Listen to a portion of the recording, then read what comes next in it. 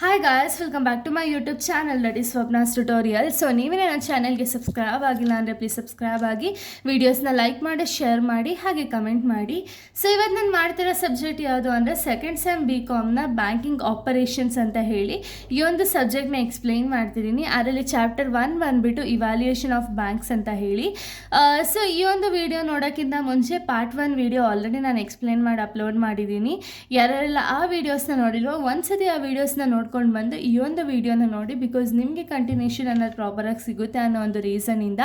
So ನಾನು previous ವಿಡಿಯೋದಲ್ಲಿ ನಿಮಗೆ ಮೀನಿಂಗ್ ಆಫ್ ಬ್ಯಾಂಕಿಂಗು ಮತ್ತು ಒಂದು ಬ್ಯಾಂಕಿಂಗ್ ರೆಗ್ಯುಲೇಷನ್ ಆ್ಯಕ್ಟ್ ಬಗ್ಗೆ ಹೇಳಿದೆ. ಸೊ ಈ ಒಂದು ವಿಡಿಯೋದಲ್ಲಿ ಫಸ್ಟ್ ನಾವು ಫೀಚರ್ಸ್ ಆಫ್ ಬ್ಯಾಂಕ್ಸ್ನ ನೋಡ್ತಾ ಹೋಗೋಣ. ಓಕೆನಾ, ಒಂದು ಫೀಚರ್ಸ್ ಏನೇನೆಲ್ಲ ಫೀಚರ್ಸ್ ಇದೆ ಬ್ಯಾಂಕ್ಗೆ ಅಂತ ಹೇಳಿ ನಾವು ನೋಡೋದಾದರೆ, ಫಸ್ಟ್ ಒನ್ ಬಂದ್ಬಿಟ್ಟು ಆಕ್ಸೆಪ್ಟೆನ್ಸ್ ಆಫ್ ಡೆಪಾಸಿಟ್ಸ್ ಅಂದರೆ ಏನು, ಬ್ಯಾಂಕ್ ಅವ್ರು ಏನು ಮಾಡ್ತಾರೆ ಅಂದರೆ ಯಾರೆಲ್ಲ ಪಬ್ಲಿಕ್ ಒಂದು ಬ್ಯಾಂಕ್ ಅಕೌಂಟ್ ಓಪನ್ ಮಾಡಿರ್ತಾರೆ ನೋಡಿ, ಆ ಬ್ಯಾಂಕ್ ಅಕೌಂಟಲ್ಲಿರೋ ಪಬ್ಲಿಕ್ಸ್ ಅಥವಾ ಅಕೌಂಟ್ ಹೋಲ್ಡರ್ಸ್ ಏನಿರ್ತಾರಲ್ಲ ಅವ್ರ ಹತ್ರ ಎಲ್ಲ ಡೆಪಾಸಿಟ್ಸ್ ಅನ್ನೋದು ಬ್ಯಾಂಕ್ ಅವರು ಕಲೆಕ್ಟ್ ಮಾಡ್ಕೊಳ್ತಾರೆ. ಓಕೆನಾ, ಯಾರ್ಯಾರು ಎಷ್ಟೆಷ್ಟೆಲ್ಲ ಇನ್ವೆಸ್ಟ್ ಮಾಡಲಿ ಅದನ್ನೆಲ್ಲನೂ ಕೂಡ ಕಲೆಕ್ಟ್ ಮಾಡ್ಕೊಳ್ತಾ ಹೋಗ್ತಾರೆ. ಕಲೆಕ್ಟ್ ಮಾಡಿದ್ಮೇಲೆ ಏನು ಮಾಡ್ತಾರೆ ಅಂದರೆ ಲೆಂಡಿಂಗ್ ಫಂಕ್ಷನ್ ಅಂದರೆ ಏನು, ಇವಾಗ ಬ್ಯಾಂಕ್ ಅವರು ಅವ್ರ ಅಮೌಂಟ್ನ ಸುಮ್ಮನೆ ಇವಾಗ ಯಾರ್ಯಾರು ಡೆಪಾಸಿಟ್ ಮಾಡಿರ್ತಾರೆ ಅಂದ್ಕೊಳ್ಳಿ, ಇವ್ರ ಅಮೌಂಟ್ ಸುಮ್ಮನೆ ಬ್ಯಾಂಕಲ್ಲೇ ಇಟ್ಕೊಂಡಿರೋದಕ್ಕಾಗುತ್ತಾ? ಇಲ್ಲ, ಬ್ಯಾಂಕ್ ಅಮೌಂಟ್ ಅನ್ನೋದು ಸರ್ಕ್ಯುಲೇಷನ್ ಆಗ್ತಾ ಹೋಗಬೇಕಲ್ವಾ.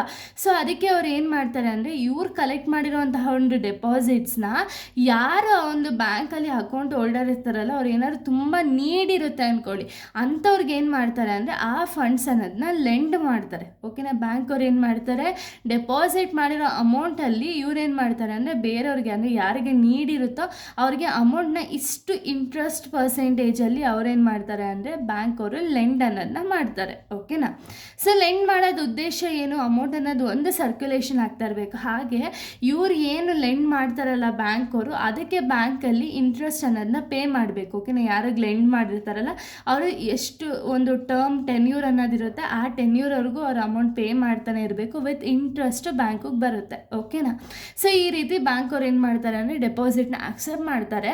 ಆಮೇಲೆ ಅದೇ ಡೆಪಾಸಿಟ್ನ ಪಬ್ಲಿಕ್ಗೆ ಅಥವಾ ಯಾರು ಅಕೌಂಟ್ ಹೋಲ್ಡರ್ಸ್ ಇರ್ತಾರೋ ಅವ್ರಿಗೆ ಲೆಂಡಿಂಗ್ ಅನ್ನೋದನ್ನ ಮಾಡ್ತಾರೆ. ಓಕೆನಾ, ಇದು ಫಸ್ಟ್ 2 ಫೀಚರು. ಇನ್ನು ನೆಕ್ಸ್ಟ್ ಬಂದುಬಿಟ್ಟು ಫಿನಾನ್ಷಿಯಲ್ ಇಂಟರ್ಮೀಡಿಯರಿ ಅಂದರೆ ಏನು ಅಂದರೆ connect the savers and borrowers. ಅಂದರೆ ಇಲ್ಲೇನಾಗುತ್ತೆ, ಒಂದೇ ಜಾಗದಲ್ಲಿ ಇಲ್ಲಿ ಬ್ಯಾಂಕ್ ಬಂದುಬಿಟ್ಟು ಒಂದು ಇಂಟರ್ಮೀಡಿಯರಿಯಾಗಿ ಒಂದು ಕೆಲಸ ಅನ್ನೋದನ್ನ ಮಾಡುತ್ತೆ. ಓಕೆನಾ, ಸೊ ಇಲ್ಲೇನು ಮಾಡ್ತಾರೆ, ಸೇವರ್ಸು ಮತ್ತು ಬಾರೋವರ್ಸ್ ಯಾರು ಇರ್ತಾರಲ್ಲ ಅವರಿಬ್ಬರೂ ಕನೆಕ್ಟ್ ಮಾಡುವಂತಹ ಕೆಲಸ. ಅಂದರೆ ಏನು, ಇವಾಗ ನಾವು ಬ್ಯಾಂಕು ಡೆಪಾಸಿಟ್ ಕಲೆಕ್ಟ್ ಮಾಡಬೇಕಾದ್ರೆ ಬ್ಯಾಂಕ್ ಬಂದುಬಿಟ್ಟು ಒಂದು ಇಂಟರ್ಮೀಡಿಯರಿ ಅಲ್ವಾ, ಪಬ್ಲಿಕ್ಕು ಮತ್ತು ಒಂದು ಡೆಪಾಸಿಟ್ನ ಕಲೆಕ್ಟ್ ಮಾಡಿ ಅದನ್ನು ಲೆಂಡ್ ಮಾಡೋರ್ಗೂ ಇವ್ರು ಬಂದುಬಿಟ್ಟು ಇಂಟರ್ಮೀಡಿಯರಿ ಆಗಿ ವರ್ಕ್ ಅನ್ನೋದನ್ನ ಮಾಡ್ತಾರೆ. ಓಕೆನಾ, ಇನ್ನು ಏಜೆನ್ಸಿ ಸರ್ವಿಸಸ್ ಅಂದರೆ ಏನು, ಬ್ಯಾಂಕ್ ಕಲೆಕ್ಟ್ ಚೆಕ್ಸ್ ಆ್ಯಂಡ್ ಪೇಬಿಲ್ಸ್ ಅಂದರೆ ಏನು, ಇಲ್ಲಿ ಏಜೆನ್ಸಿ ಸರ್ವಿಸಸ್ ಅನ್ನೋದನ್ನ ಪ್ರೊವೈಡ್ ಮಾಡ್ತಾ ಹೋಗುತ್ತೆ ಬ್ಯಾಂಕ್ ಬಂದುಬಿಟ್ಟು. ಲೈಕ್ ಬ್ಯಾಂಕು ಚೆಕ್ಸ್ನ ಕಲೆಕ್ಟ್ ಮಾಡೋದಾಗಿರ್ಬೋದು ಅಥವಾ ಆ ಬಿಲ್ಸ್ನ ಪೇ ಮಾಡೋದಾಗಿರ್ಬೋದು, ಈ ಕೆಲಸ ಅನ್ನೋದನ್ನ ಮಾಡುತ್ತೆ. ಸೊ ಅದಕ್ಕೆ agency services. Next utility services ಅಂದರೆ ಏನು, ಪ್ರೊವೈಡ್ ATM ಲಾಕರ್ ಫೆಸಿಲಿಟೀಸ್ನೆಲ್ಲ ಅಕೌಂಟ್ ಹೋಲ್ಡರ್ಸ್ಗೆ ಪ್ರೊವೈಡ್ ಅನ್ನೋದನ್ನ ಮಾಡ್ತಾ ಹೋಗ್ತಾರೆ. ಇನ್ನು ಎಕನಾಮಿಕ್ ಡೆವಲಪ್ಮೆಂಟ್ ಹೆಂಗಾಗುತ್ತೆ, ಈಗ ಬ್ಯಾಂಕಲ್ಲಿ ಅಕೌಂಟ್ ಹೋಲ್ಡರ್ಸ್ ಇರ್ತಾರೆ, ಸೊ ಅಲ್ಲಿಂದ ಏನಾಗುತ್ತೆ, ಮನಿ ಅನ್ನೋದು ಸರ್ಕ್ಯುಲೇಟ್ ಆಗ್ತಾ ಹೋಗುತ್ತೆ. ಲೆಂಡ್ ಮಾಡಿದಾಗ ಏನಾಗುತ್ತೆ, ತುಂಬ ಜನ ಏನು ಮಾಡ್ತಾರೆ, ಬ್ಯಾಂಕಲ್ಲಿ ಅಮೌಂಟ್ನ ತೊಗೊಂಡು ಅವ್ರಿಗೆ ಇವಾಗ ಇಂಟ್ರೆಸ್ಟ್ ಅನ್ನೋದು ಸ್ವಲ್ಪ ಕಡಿಮೆ ಮಾಡ್ತಾ ಹೋದರೆ ಅವಾಗ ಏನಾಗುತ್ತೆ, ತುಂಬ ಜನ ಒಂದು ಅಕೌಂಟಲ್ಲಿ ಲೆಂಡ್ ಅನ್ನೋದನ್ನ ಮಾಡ್ತಾರೆ, ಒಂದು ಬ್ಯಾಂಕಲ್ಲಿ ಲೆಂಡಿಂಗ್ ಅನ್ನೋದನ್ನ ಮಾಡ್ತಾರೆ. ಸೊ ಇದರಲ್ಲಿ ಈಗ ಏನಾಗುತ್ತೆ, ಇವಾಗ ಒಬ್ಬ ಪರ್ಸನ್ ಇಂಪ್ರೂವ್ ಆದ ಅಂದರೆ ಅಲ್ಲಿ ಎಕನಾಮಿಕ್ ಅನ್ನೋ ಡೆವಲಪ್ಮೆಂಟ್ ಆಗುತ್ತಾ.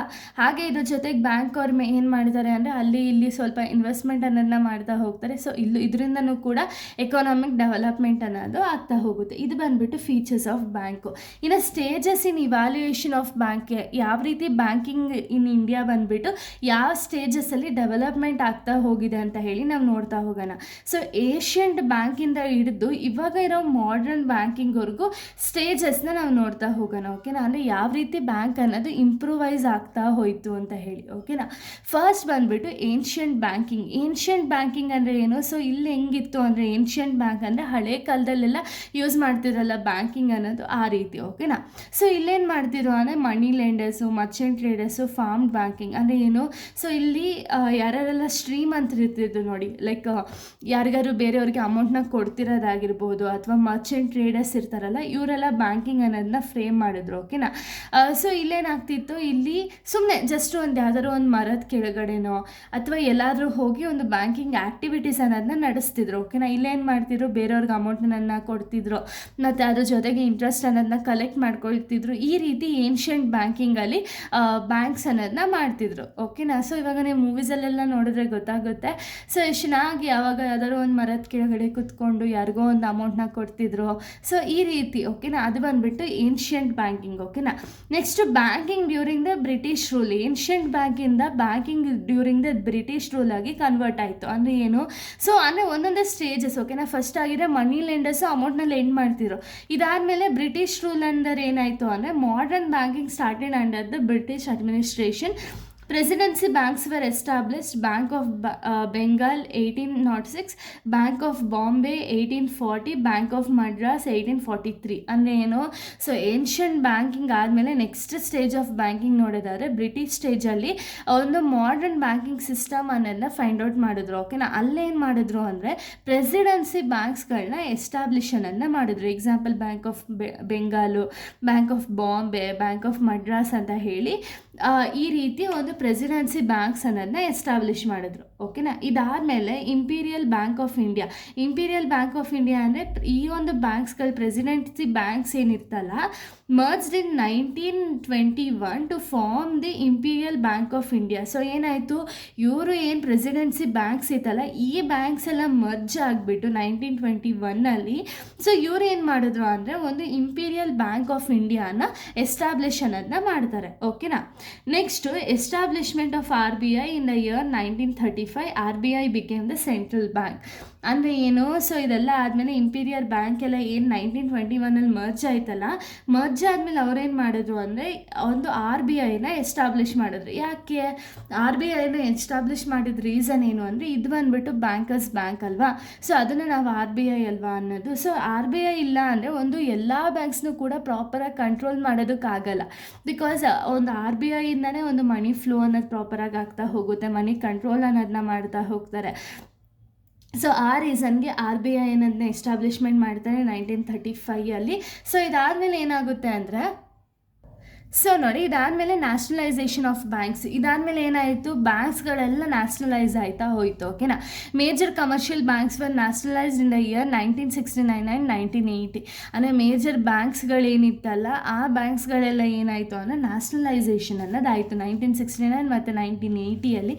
ಸೊ ಇದು ನ್ಯಾಷನಲೈಸೇಷನ್ ಆಫ್ ಬ್ಯಾಂಕ್ಸ್ ಅಂದರೆ ಏನು ಅಂತ ಹೇಳಿ ಇದರದ್ದೇ ಸಪ್ರೇಟಾಗಿ ನಿಮಗೆ ವಿಡಿಯೋ ಅನ್ನೋದನ್ನ ಮಾಡಿರ್ತೀನಿ. ಓಕೆನಾ? ಅದರಲ್ಲಿ ನೋಡಿ. ಯಾಕೆ ಅಂದರೆ ಇದು ಒಂದು ಸ್ವಲ್ಪ ಲೆಂತಿ ಕಾನ್ಸೆಪ್ಟು.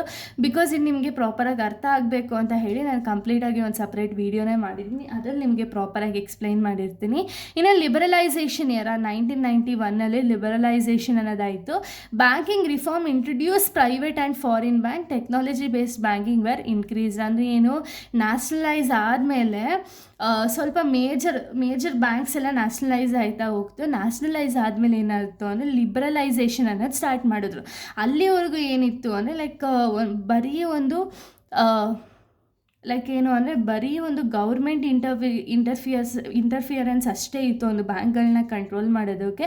ಇದಾದಮೇಲೆ ಏನಾಯಿತು ಅಂದರೆ ಪಬ್ಲಿಕ್ ಸೆಕ್ಟರ್ ಅಥವಾ ಪ್ರೈವೇಟ್ ಸೆಕ್ಟರ್ ಬ್ಯಾಂಕು ಫಾರಿನ್ ಬ್ಯಾಂಕ್ಸ್ಗೂ ಕೂಡ ಒಂದು ಅವಕಾಶ ಅನ್ನೋದನ್ನ ಕೊಡ್ತಾ ಹೋದರು. ಓಕೆನಾ? ಬ್ಯಾಂಕಿಂಗ್ ಆ್ಯಕ್ಟಿವಿಟೀಸ್ ಅನ್ನೋದನ್ನ ಮಾಡೋದಕ್ಕೆ. ಓಕೆನಾ? ಇವಾಗ ಪ್ರೈವೇಟ್ ಬ್ಯಾಂಕ್ಸು, ಫಾರಿನ್ ಬ್ಯಾಂಕ್ಸ್ ಇದೆಲ್ಲನೂ ಕೂಡ ಇಂಟ್ರೊಡ್ಯೂಸ್ ಮಾಡಿದ್ರು. ಸೊ ಇದು ಬಂದುಬಿಟ್ಟು ಕಂಪ್ಲೀಟಾಗಿ ಟೆಕ್ನಾಲಜಿ ಬೇಸ್ಡ್ ಬ್ಯಾಂಕಿಂಗ್ ಇರುತ್ತೆ. ಸೊ ಟೆಕ್ನಾಲಜಿ ಅನ್ನೋದು ಇನ್ಕ್ರೀಸ್ ಮಾಡೋದಕ್ಕೆ ಹೊಸ ಟೆಕ್ನಾಲಜೀಸ್ನ ಫೈಂಡ್ ಔಟ್ ಮಾಡಿ ಒಂದು ಬ್ಯಾಂಕ್ಸ್ ಅನ್ನೋದನ್ನ ಇಂಟ್ರೊಡ್ಯೂಸ್ ಮಾಡಿದ್ರು. ಇದಾದಮೇಲೆ ಇವಾಗಿರೋವಂಥ ಎರಾ ನೋಡೋದಾದರೆ ಡಿಜಿಟಲ್ ಬ್ಯಾಂಕಿಂಗ್ ಎರಾ. ಇಲ್ಲೇನು ಮಾಡ್ಬೋದು ನಾವು, ಇಂಟರ್ನೆಟ್ ಬ್ಯಾಂಕಿಂಗ್ ಅನ್ನೋದಿದೆ, mobile banking, UPI, digital payment, ಈ ರೀತಿ ಪ್ರತಿಯೊಂದನ್ನು ಕೂಡ ನಮ್ಮ ಮೊಬೈಲಲ್ಲೇ ಆಪ್ರೇಟ್ ಆಗೋ ರೀತಿ ಬ್ಯಾಂಕಿಂಗ್ ಅನ್ನೋದು ಅಷ್ಟು ಈಸಿ ಆಗೋಗಿದೆ ಅಲ್ವಾ. ಸೊ ಈ ರೀತಿ ಒಂದು ಬ್ಯಾಂಕಿಂಗ್ ಇವ್ಯಾಲ್ಯೂಯೇಷನ್ ಸ್ಟೇಜಸ್ ಆಗಿದೆ. ಸೊ ಇಲ್ಲಿಗೆ ಒಂದು ವಿಡಿಯೋ ಅನ್ನೋದು ಕಂಪ್ಲೀಟ್ ಆಗುತ್ತೆ. ನೆಕ್ಸ್ಟ್ ವಿಡಿಯೋದಲ್ಲಿ ನಾನು ಬೇರೆ ಒಂದು ಕಾನ್ಸೆಪ್ಟ್ನ ಎಕ್ಸ್ಪ್ಲೈನ್ ಮಾಡ್ತೀನಿ. So thank you guys, thanks for watching.